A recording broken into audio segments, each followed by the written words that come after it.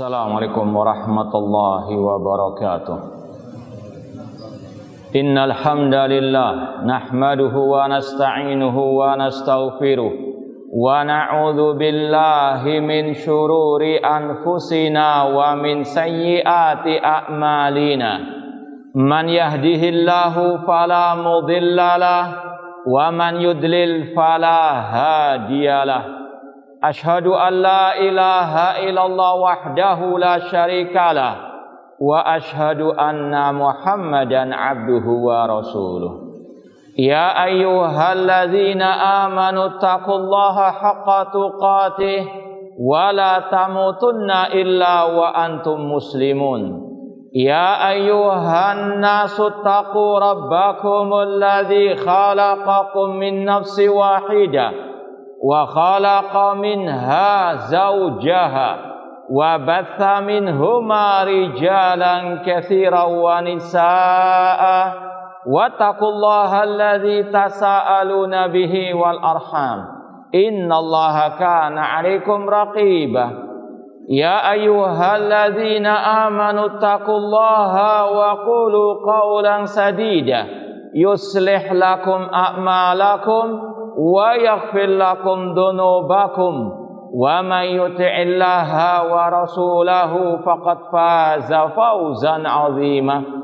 Amma ba'd, fa inna asdaqal hadithi kitabullah wa khairal hadi hadyu Muhammadin sallallahu alaihi wasallam wa syarrul umuri muhdatsatuha wa kullu muhdatsatin bid'ah wa kulla bid'atin dhalalah wa kulla dhalalatin finnar. Ma'asal muslimin ikhwani fillah wa akhwati, bapak-bapak, ibu-ibu, saudara-saudariku rahimani wa rahimakumullah. Alhamdulillah, segala puji bagi Allah Subhanahu wa taala yang mempertemukan kita kembali dalam kajian kitab At-Tauhid oleh Syekhul Islam Al-Imam Al-Mujaddid Muhammad ibni Abdul Wahhab rahimahullahu ta'ala. Semoga Allah subhanahu wa ta'ala menghidupkan dan mewafatkan kita di atas tauhid. Sekarang kita sampai bab qaulillahi ta'ala ayusyrikuna ma la yakhluqu syai'an wa hum yukhlaqun wa la yastati'una lahum nasra.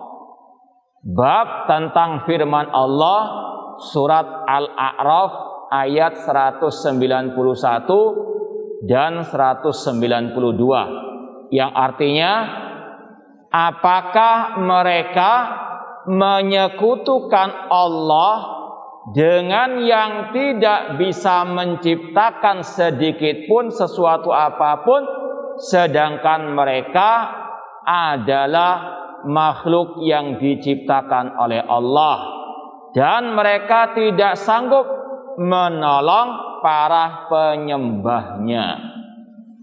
Ma'asal muslimin ikhwani fillah wa akhwati rahimani wa rahimakumullah. Bab ini berkaitan dengan dalil Al-Quran yang membantah kesyirikan. Sudah disampaikan pada pertemuan yang lalu tentang masalah istighatsah yang syirik, minta pertolongan kepada selain Allah dikala susah. Itu adalah istighatsah yang syirik. Di antara membantah atau cara membantah orang-orang yang beristighatsah kepada selain Allah, di antara dalil Al-Quran yang membantah kesyirikan tersebut adalah ayat ini. Apakah mereka menyekutukan Allah dengan yang tidak bisa menciptakan siapapun, entah malaikat, entah nabi, entah wali, apalagi sapi, apalagi pohon, jimat, keris dan seterusnya. Ini adalah makhluk yang tidak boleh disembah selain Allah, tidak boleh jadikan sekutu bagi Allah Subhanahu wa taala. Allahu Ahad. Allah adalah yang Maha Esa dalam rububiyah, uluhiyah dan asma dan sifatnya. Dan sekaligus ini merupakan dalil An-naql wal aql. Di dalam Al-Quran juga ada dalil secara logika. Artinya kalau kita berpikir yang sehat, mengapa orang-orang itu menyembah kepada makhluk yang mereka tidak bisa menciptakan? Bahkan mereka diciptakan. Bahkan dalam ayat yang lain Allah mengatakan, ya ayuhan nasu duriba mathalun fastami'ulah innal ladzina tad'una min dunihi la yakhluquna dzubaba. Wahai manusia, telah dibuat perumpamaan bagi kalian, maka dengarkanlah, yaitu orang-orang yang kalian seru selain Allah, yang kalian sembah selain Allah, mereka tidak menciptakan sedikit pun meskipun seekor lalat. Meskipun apa? Seekor, walau istama'ulah. Bahkan kata Allah, meskipun mereka semuanya berkumpul, bersatu, semua sesembahan selain Allah dikumpulkan untuk menciptakan lalat, makhluk binatang yang kecil yang hina, mereka tidak bisa apa? Menciptakan. Bahkan kata Allah, seandainya seekor lalat tersebut mengambil sesuatu dari mereka, la yastanqidhuhu min, mereka tidak akan bisa mengambilnya. Dha'ufat talibu wal matlub, lemah sesembahan mereka, demikian pula dengan lalatnya. Coba seandainya ada patung yang disembah oleh manusia, dihinggapi lalat, kemudian dikeluarin kotorannya, nggak mungkin dia bisa apa? Ngamuk ataupun marah. Ini juga mengingatkan kita kepada kisah Nabi Ibrahim alaihissalam. Ketika beliau menghancurkan berhala-berhala tersebut, maka Nabi Ibrahim mengatakan, fas'aluhum in kanu yantikun. Tanya kepada mereka kalau mereka bisa apa? Berbicara. Ini sekali lagi dalil-dalil yang dibawakan oleh Al-Quran untuk membantah kesyirikan penyembahan kepada selain Allah, entah menyembah wali, nabi, malaikat dan yang selain mereka. Mereka makhluk, tidak bisa apa? Menciptakan. Yang tidak bisa menciptakan tidak boleh disembah selain Allah Subhanahu wa ta'ala. Bahkan kata Allah, wala yastati'una lahum nasra, mereka tidak bisa membantu, menolong mereka yang menyembahnya. Seperti yang sudah sering kita sampaikan, kata para ulama, orang yang mati siapapun, baik itu nabi, wali, yang memandikan mereka siapa? Yang masih hidup. Yang mengantar mereka ke pemakaman siapa? Yang masih hidup. Mereka nggak bisa berjalan sendiri. Kenapa ketika sudah dimasukkan ke kuburan kok diminta-mintai tolong? Naudzubillah min dzalik. Ini secara syariat dan secara logika akal yang sehat sangat amat jauh sekali. Ini diantara ayatnya, ayusyrikuna ma la yakhluqu syai'an wa hum yukhlaqun wa la yastati'una lahum nasra. Demikian pula dalam surat Fatir ayat ke-13 sampai 14, walladzina tad'una min dunihi ma yamlikuna min qitmir. Orang-orang yang kalian seru selain Allah, mereka tidak memiliki meskipun kulit ari, kulit yang menempel dalam biji kurma. In tad'uhum la yasma'u du'aakum. Jika kalian berdoa kepada mereka yang telah mati, mereka tidak mungkin bisa mendengarkan doa kalian. Walau sami'u mastajabu lakum. Seandainya pun mereka bisa mendengarkan doa kalian, mereka tidak akan mungkin bisa mengabulkan doa kalian. Ini juga dalil nakal, sekaligus di sana ada al-aql. Disuruh kita juga berpikir. Siapapun dari makhluk, entah malaikat, entah para anbiya, para nabi, para rasul, para wali, mereka tidak memiliki meskipun kulit ari. Mereka tidak bisa menciptakan meskipun kulit yang sangat tipis, yang sangat kecil sekali. Mereka nggak sanggup untuk menciptakannya. Ketika mereka mati, la yasma'una du'aku. Mereka nggak mungkin bisa mendengarkan doa kalian. Mereka sudah di alam lain, di alam barzakh. Kalau mungkin ada syubhat, loh kan dalam hadis orang yang mengantarkan jenazah ya di pemakaman, ketika mereka pulang, yang meninggal dunia mendengarkan apa? Suara terompah mereka. Maka kata para ulama, sampai situ saja mereka mendengarnya. Gak mendengarkan pembicaraan mereka, gak mendengarkan Pak Mudin ketika mendiktinya, gak ada. Dan kata Imam Al-Barbahari rahimahullah, la qiyasa fi sunnah. Tidak ada qiyas dalam as-sunnah, yaitu dalam al-aqidah. Ini masalah gaib. Sebutkan dalil mereka mendengarkan doa orang yang meminta kepada mereka. Tidak ada. Maka kalau ahlus sunnah naduru mas sunnah haitsu darat, berputar bersama sunnah kemana dalil itu berputar. As-sunnah cuma menceritakan mereka hanya mendengarkan suara terompah orang yang mengantarnya. Titik, sampai di situ saja. Jadi sekali lagi tidak bisa apa? Dikiaskan. Demikian pula kalau ada syubhat yang mengatakan, lukan orang yang menziarahi kubur mengatakan assalamualaikum ahla dia. Kata-kata assalamualaikum tidak mesti apa? Orang yang meninggal di pemakaman itu mendengarnya. Ini sekedar doa untuk mereka. Ya. Kemudian juga para sahabat Rasulullah SAW adalah orang yang paling tahu tentang hadis-hadis tersebut. Namun tidak ada satu riwayat pun mereka mendatangi kuburan Nabi ketika Rasul sudah meninggal dunia, minta-minta di kuburan Rasulullah SAW. Pada waktu paceklik yang terjadi di zaman Al-Khalifah Ar-Rasyid Umar bin Khattab, beliau meminta tolong kepada pamannya Rasul Al-Abbas bin Abdul Muttalib yang masih hidup, yang ada di hadapan mereka, untuk berdoa istisqa. Seandainya boleh minta tolong kepada Rasul yang telah meninggal dunia, gak mungkin mereka meninggalkan Rasul SAW yang sangat amat mereka cintai. Ketika Rasul masih hidup, ya mereka mendatangi Rasul, minta doa kepada Rasul.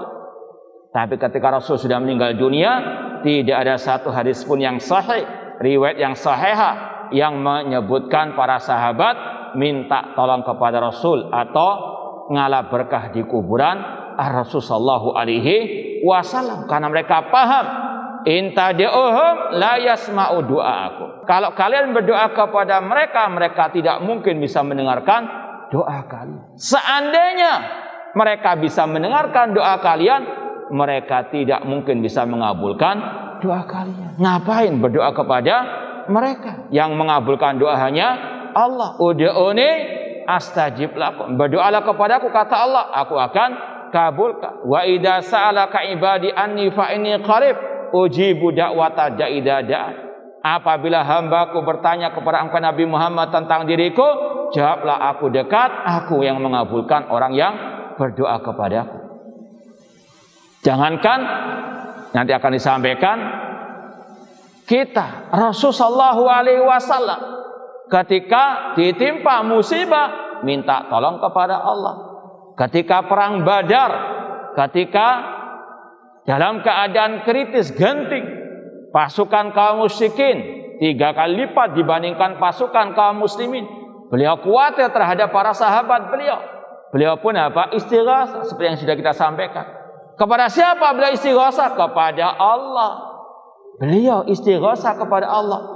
Kok ada orang yang istighatsah kepada Rasul? Na'udzubillahi min dzalik. Rasul sendiri yang bersabda, idza sa'alta fas'alillah wa idza sta'anta fasta'in billah. Jika engkau mohon, mohonlah kepada Allah. Jika engkau minta pertolongan, mintalah pertolongan kepada Allah. Ini sekali lagi di antara dalil Al-Quran tentang bantahan kepada kesyirikan dan sekaligus menyeru kepada at-tauhid. Kemudian disampaikan hadis Rasulullah SAW di sini dalam Sahih Bukhari, wa fi sahih an Anas radhiyallahu anhu qala syujjan nabiyyu sallallahu alaihi wasallam yauma Uhud. Dalam Sahih Bukhari dari Anas bin Malik radhiyallahu anhu, beliau berkata, Rasul SAW dahulu ketika perang Uhud terluka wajah beliau, wa kusirat rubaiyatuhu, dan gigi beliau juga pecah. Rasul manusia yang paling mulia, yang paling bertakwa, yang merupakan manusia pilihan Allah, itu tidak kebal dengan senjata. Ya, dusta kalau ada yang mengatakan punya apa? Ilmu kebal dan seterusnya. Rasul saja ketika perang apa? Terluka. Ya. Sudah Nabi SAW yauma Uhud. Dan ini sekaligus menunjukkan Nabi manusia biasa. Nabi bisa sakit, Nabi bisa terluka. Nabi itu makhluk ciptaan Allah. Iya betul, beliau sayyidu waladi Adam, tapi tetap statusnya sebagai manusia, maka tidak boleh dituhankan. Tidak boleh diminta-mintai selain Allah Subhanahu wa taala. Tidak boleh diyakini beliau yang menyembuhkan penyakit. Tidak boleh diyakini beliau yang bisa menghilangkan kesusahan. Ini adalah bentuk kesyirikan kepada Allah, berlebihan terhadap Nabi sallallahu alaihi wasallam. Sedangkan Rasul sendiri telah bersabda, la tutruni kama atatin nasara Isa ibn Maryam. Jangan kalian berlebihan dalam menyanjung diriku, sebagaimana orang-orang Nasara berlebihan dalam menyanjung Nabi Isa. Ahlus sunnah wal jamaah, kaum muslimin pertengahan dalam segala hal, terutama dalam menyikapi Nabi sallallahu alaihi wasallam, tidak berlebihan, yaitu dengan mensejajarkan beliau dengan Allah. Seperti tadi, meyakini Rasul itu bisa menyembuhkan penyakit, Rasul bisa memenuhi kebutuhan, Rasul ya tempat mereka mengadu dikala musibah, diyakini Rasul tahu yang gaib. Ini semuanya bentuk berlebihan yang mendudukkan Rasul sejajar dengan Allah Subhanahu wa taala. Ini syirik kepada Allah Subhanahu wa taala. Rasul pun tidak ridha untuk beliau diperlakukan berlebihan. Demikian pula sebaliknya, tidak boleh melecehkan Rasul sallallahu alaihi wasallam, menghina Rasul, memperalat Rasul ataupun sunnah Rasul. Ahlus sunnah pertengahan menghormati, mengikuti ajaran Rasul SAW, namun tidak berlebihan sampai tadi mensejajarkan Rasul dengan Allah Subhanahu wa taala. Ini salah satu dalil Rasul manusia biasa. Beliau bukan Tuhan. Beliau apa? Tidak istilahnya kebal dengan senjata, terluka beliau, gigi beliau istilahnya pecah, wa kusirat rubaiyatuhu. Kemudian Rasul bersabda, kaifa yuflihu qaumun syajju nabiyahum. Bagaimana mungkin orang-orang itu bahagia sedangkan mereka melukai nabi mereka? Maka fanazalat, Allah turunkan ayat, atau turunlah ayat yang menegur Rasulullah SAW, laisa laka minal amri syai'. Engkau wahai Nabi Muhammad tidak memiliki sedikit pun dari perkara makhluk, dari perkara manusia. Inti pembahasan ini tadi, Rasul manusia biasa. Rasul tidak memiliki apapun dari perkara makhluk, semuanya kembali kepada Allah Subhanahu wa taala. Dan ini yang ditegaskan oleh Allah Subhanahu wa taala. Rasul tidak tahu yang gaib. Nanti akan kita sampaikan. Rasul, beliau sangat marah kepada orang-orang yang tadi memerangi beliau di perang Uhud, sampai Rasul mengatakan seperti tadi, kaifa yuflihu qaumun sajju nabiyahum. Ini yang ditegur oleh Allah. Engkau Nabi Muhammad tidak memiliki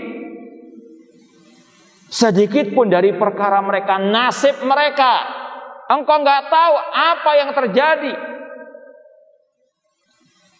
yang akan datang. Rasul mendoakan sebagian orang yang ikut memerangi beliau, didoakan yang jelek. Namun mereka pada akhirnya masuk Islam. Itu intinya. Allah menegur. Karena Rasul mengatakan kaifa yuflih, bagaimana mereka akan apa? Beruntung. Paham maksudnya? Jadi Rasul SAW tidak tahu yang gaib, bahwasanya orang-orang yang beliau murkai tersebut yang Rasul katakan tidak akan beruntung, namun Allah balikkan keadaan mereka jadi orang-orang apa? Yang mengikuti, mengimani Nabi Sallallahu Alaihi Wasallam. Nanti akan disampaikan nama-nama mereka. Intinya di sini Rasul tidak tahu yang gaib, Rasul tidak tahu nasib manusia setelah itu, dan juga Rasul SAW tidak bisa mengatur ya kejadian alam semesta ini. Makanya nanti beliau akan kunut nazilah, minta kepada Allah. Ini semuanya dalil-dalil yang menunjukkan Rasul itu manusia biasa, tidak berhak disembah, tidak boleh diibadahi selain Allah. Dan ini sama dengan yang Allah firmankan di akhir surat Al-Kahfi, "Qul innama ana basyarun mislukum yuha ilayya." Katakan Nabi Muhammad, sesungguhnya aku basyarun, manusia, mislukum, seperti kalian, ditimpa kelaparan, ditimpa rasa sakit. Seperti dalam kajian kita hari Sabtu pagi kemarin berkaitan dengan perang Khandaq, Rasul SAW ketika membantu para sahabat beliau menggali parit ketika perang Ahzab atau perang Khandaq, Rasul mengikat perut beliau dengan batu. Kenapa? Rasul lapar, 3 hari tidak makan. Rasul merasakan apa? Rasa lapar sebagaimana manusia. Maka sungguh sesat kalau yang menyembah Nabi SAW, yang meminta-minta kepada Nabi Sallallahu Alaihi Wasallam. Nabi Muhammad, manusia yang termulia, Sayyidul Waladi Adam, namun sekali lagi tetap statusnya sebagai manusia, bukan Tuhan, bukan Al-Khaliq, bukan Ar-Razik, bukan Asy-Syafi, bukan Al-Ma'bud yang disembah selain Allah Subhanahu wa taala. Allah pun menegur beliau, laisa laka minal amri syai'. Teguran ini berkaitan dengan ucapan Rasul tadi. Bagaimana mereka bisa beruntung? Sedangkan mereka melukai Nabi mereka. Ini berkaitan dengan tadi masalah gaib. Wa fihi an Ibni Umar radhiyallahu anhuma. Dan dalam Sahih Bukhari juga dari Abdullah bin Umar radhiyallahu anhuma, wa annahu sami'a Rasul sallallahu alaihi wasallam yaqul idza rafa'a rasahu min ar-ruku' fi rak'atil akhirah min al-fajr. Beliau mendengar Rasul sallallahu alaihi wasallam bersabda, berkata ketika bangkit dari ruku' di rakaat yang kedua, yang terakhir dari salat fajar. Beliau kunut, namun kunut nazilah. Bukan kunut subuh, namun kunut apa? Nazilah. Dan ini 5 waktu beliau lakukan ketika ada tragedi yang menimpa kaum muslimin. Seperti di sini Rasul SAW dilukai oleh orang-orang kafir. Demikian pula ketika para qurra ahli Quran dari kalangan sahabat dibantai oleh orang-orang kafir, beliau kunut nazilah. Maka Rasul berkata, Allahumma al'an fulanan wa fulanan. Ya Allah, laknatlah fulan dan fulan. Nanti akan disampaikan nama-namanya. Ba'da ma yaqul sami Allahu liman hamida rabbana walakal hamd. Itu tadi setelah bangkit dari ruku', setelah mengucapkan sami Allahu liman hamida rabbana walakal hamd, beliau kunut nazilah, mendoakan kebinasaan, laknat atas orang-orang kafir. Namun Allah menurunkan ayat tadi, laisa laka minal amri syai'un.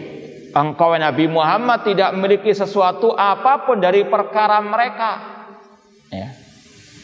Di sini harus ada pemahaman yang benar. Yang dilarang itu bukan Rasul mendoakan mereka dengan kejelekan, dengan laknat. Yang dilarang itu Rasul seolah-olah mengklaim mereka ini pasti ya tidak beruntung selama-lamanya sampai mati. Itu yang Rasul apa? Ditegur oleh Allah Subhanahu wa taala. Buktinya apa? Yang didoakan oleh Rasul dengan kejelekan akhirnya masuk Islam. Ya. Ini menunjukkan bahwasanya yang mengabulkan doa Allah, yang mengatur semua urusan hanyalah Allah, bukan Nabi Muhammad sallallahu alaihi wasallam. Ini poin ini yang perlu ditekankan, bahwasanya yang ditegur itu bukan mendoakan orang kafir dengan kejelekan, bukan itu. Bukan kunut nazilahnya, bukan. Namun tadi ucapan Rasul, kaifa yuflihu qaumun sajju nabiyahum. Bagaimana mungkin mereka beruntung? Ya, ini kalau ucapan orang-orang misalnya ya, melihat ada orang berbuat maksiat kemudian mengatakan ente pasti neraka. Siapa yang bisa tahu orang itu betul-betul mati di atas maksiat? Sedangkan seandainya pun mati di atas maksiat, belum tentu masuk neraka langsung. Bisa jadi Allah ampuni. Ya, urusan yang akan datang masalah akhirat hanya Allah yang maha tahu. Dan ini yang sudah sering kita sampaikan dalam pembahasan akidah. Urusan surga neraka ini kita serahkan kepada Allah, kecuali kalau ada dalil khusus tentangnya. Ya. Bahkan dalam pembahasan masalah asyahid, kata Imam Bukhari dalam kitab sahihnya, la yuqalu fulanun syahid. Tidak boleh mengatakan si fulan mati syahid. Ini masalah gaib. Ya, kita serahkan kepada Allah. Meskipun secara zahir silakan hukumi. Kalau orang itu baik, hukumi baik sesuai dengan zahirnya. Batinnya kita nggak tahu. Ya, dia ahli sunnah, di atas akidah ahli sunnah. Sampaikan dia ahli sunnah sesuai dengan zahirnya. Dia menyimpang dari prinsip-prinsip ahli sunnah atau prinsip akidah ahli sunnah, dia ahli bidah mubtadi'. Zahirnya silakan hukumi. Ya, jangan sampai mengatakan nggak boleh kita memvonis dia ini sesat, padahal jelas-jelas postingannya sesat misalnya. Kan kita nggak tahu dia itu apa urusan nanti, kita nggak tahu juga. Jangankan orang lain, kita juga nggak tahu. Kita hanya bisa berdoa kepada ya muqallibal qulub tsabbit qulubana ala dini. Ya, jadi kita pertengahan dalam segala hal. Ya, urusan dohirnya sekarang dia memposting postingan yang sesat, ya, dibantah ngeles, dibantah malah ngece misalnya, nggak tobat, nggak klarifikasi tobat. Gimana kita mau mengatakan dia sudah tobat? Ya, buta kalau yang mengatakan tobat. Ini kita hukumi sesat. Ya. Tapi urusan nanti dia berubah dan sebagainya kita nggak tahu. Yang kita hukumnya apa sekarang ini, dohirnya sekarang ini. Ya, jadi jangan sok beda, kan kita nggak tahu dia. Ya itu urusan nanti. Ya, kalau yang kita hukumnya apa sekarang ini. Jadi ini harus betul-betul dipahami dengan baik dan benar. Jangan sok bijak padahal jadi pembajak. Ma'asal muslimin ikhwani fillah wa akhwati rahimani wa rahmakumullah. Kemudian disampaikan di sini siapa saja yang didoakan Rasul pada waktu itu dengan laknat, wa fi riwayah yad'u ala Safwan ibni Umayyah. Rasul mendoakan jelek atas Sufyan bin Umayyah, wa Suhail bin Amr, wal Haris bin Hisham. Kata para ulama, tiga-tiganya ini masuk Islam akhirnya, menjadi sahabat Rasul sallallahu alaihi wasallam. Ini sekali lagi menunjukkan laisa laka minal amri syai'. Rasul tidak memiliki sesuatu apapun dari perkara manusia. Yang mengatur semuanya hanyalah Allah Subhanahu wa taala. Wa fihi an Abi Hurairah radhiyallahu anhu qala qama fina Rasul sallallahu alaihi wasallam hina unzila alaihi.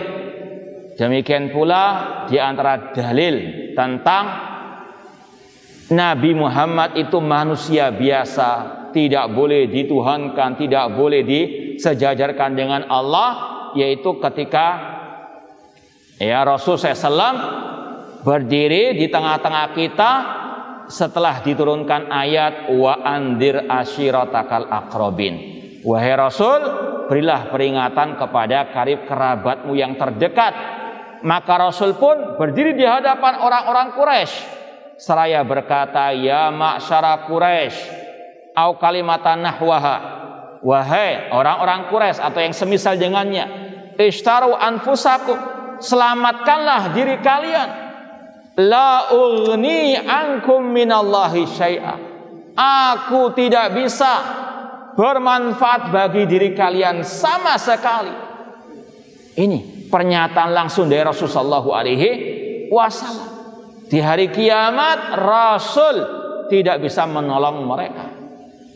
Kemudian Rasul mengatakan lagi, ya Abbas ibn Abdul Muttalib, la ughni anka minallahi syai'a. Wahai Abbas bin Abdul Muttalib, pamannya beliau, wahai pamanku, wahai Abbas bin Abdul Muttalib, aku tidak bermanfaat bagimu sedikit pun di sisi Allah pada hari kiamat. Ini yang dekat dengan Rasul, paman beliau sendiri. Ya, semuanya apa? Kata Rasul, man batta'a bi amalu lam yusibihi nasabuhu. Yang lambat amal perbuatannya tidak bisa dipercepat dengan nasab keturunannya. Ini kepada paman beliau, kata Rasul, aku nggak bermanfaat bagimu pada hari kiamat.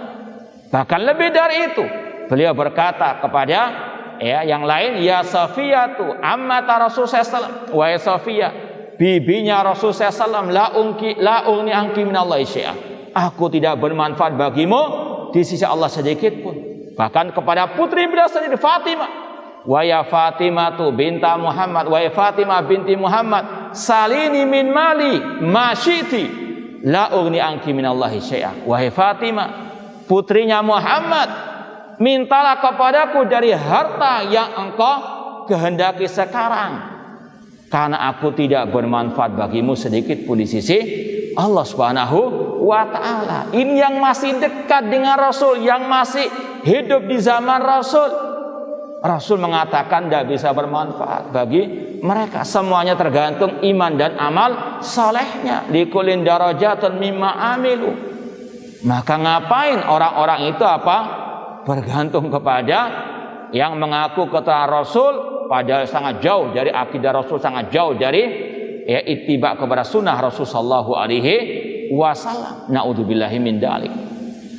Ini sekali lagi dalil-dalil yang menunjukkan wajibnya mentauhidkan Allah dan menjauhkan dari segala bentuk kesyirikan. Artinya kalau Rasul saja tidak boleh dituhankan, tidak boleh diyakini mendatangkan kemaslahatan, kemanfaatan ataupun kemudaratan, apalagi selain Rasul sallallahu alaihi wasallam. Kalau Rasul saja manusia yang paling mulia tidak boleh disembah selain Allah, apalagi selain Rasul sallallahu alaihi wasallam.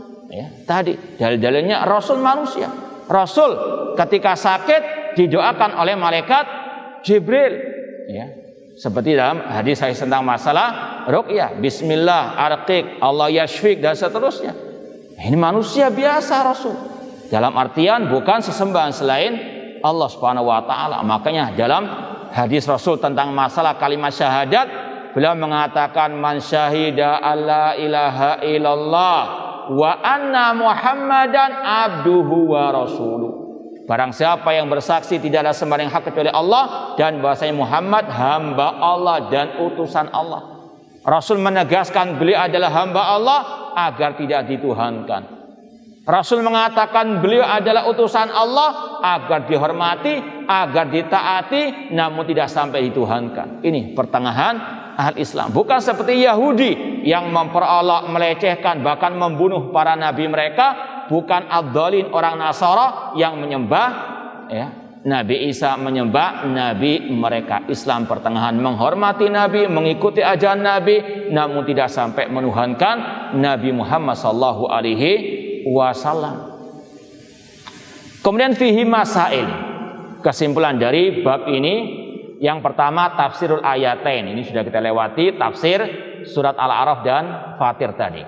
Kemudian yang kedua kisah Uhud, bagaimana Rasul terluka di perang Uhud, yang Rasul sekali lagi tidak kebal senjata meskipun beliau adalah manusia termulia yang paling bertakwa kepada Allah Subhanahu wa taala, yang paling beriman, namun tidak kebal senjata. Maka jangan percaya dengan dukun-dukun yang katanya kebal senjata dan seterusnya. Yang ketiga kunutus sayyidil mursalin wa khalfahu sadatul auliya. Nabi Muhammad tuannya para rasul. Ini kata para ulama ketika mensarah ucapan ini, dinamakan Rasul Sayyidul Mursalin, manusia yang paling mulia, Rasul yang paling mulia, yang paling top sudah. Ketika kunut nazila tadi, di belakang beliau adalah Sadatul Aulia, tuan-tuannya para wali-wali Allah, para sahabat. Ada Abu Bakar, ada Umar, manusia yang paling mulia setelah para nabi, para rasul. Tapi mereka ketika ada permasalahan, kejadian, tragedi, tetap minta tolong kepada Allah. Ini yang Rasul contohkan. Kalau ada musibah, ada malapetaka, minta tolongnya kepada Allah. Bukan minta kepada dukun, minta kepada kuburan keramat wali yang telah mati. Ini sekali lagi luar biasa ucapan penulis di sini. Ya. Manusia yang paling mulia. Kalau ditimpa musibah, minta tolong kepada Allah. Ini ketika perang Uhud tadi, beliau kunut nazilah. Demikian pula dengan para sahabat Rasulullah SAW. Maka laqad kana lakum fi Rasulillahi uswatun hasanah. Demikian pula kalau Rasul saja minta kepada Allah, maka tidak boleh orang yang sekarang minta kepada siapa? Rasul sallallahu alaihi wasallam. Dan hati-hati, banyak pujian-pujian, sholawat, qasidah-qasidah yang ada unsur-unsur minta tolong kepada Rasul. Mungkin karena orang nggak bisa bahasa Arab, dilakukan demikian serupa, namun akhirnya ya Rasulullah, ya Rasulullah aku minta tolong kepada, syirik kepada Allah. Rasul saja minta kepada Allah. Kok ini minta kepada Rasul sallallahu alaihi wasallam, ya Rasulullah isfa'ni, dan seterusnya. Hati-hati. Ada ucapan-ucapan yang di situ ada pujian kepada Rasul, ada unsur menyamakan Rasul dengan Allah, meminta kepada Rasul sallallahu alaihi wasallam. Wa yu'minuna fis shalah, mereka mengaminkan kunutnya Rasulullah SAW ketika salat tadi. Yang keempat, annal madu alim kufar, yang didoakan oleh Rasul adalah orang-orang kafir. Mereka layak didoakan dengan kejelekan, dilaknat. Annau fa'alu asya' ma fa'ala ghalibul kufar, mereka didoakan kejelekan oleh Rasul karena mereka berbuat yang sangat kejam kepada Rasul sallallahu alaihi wasallam. Di antaranya syajjuhum nabiyahum, melukai nabi, wa hirsuhum ala qatlihi, antusias membunuh Nabi SAW, wa minha at-tamtsil bil qatla, bahkan mereka mencincang yang telah mati dari kalangan para sahabat, ma'annahum banu ammihim, padahal mereka masih saudara sendiri, kekerabatan.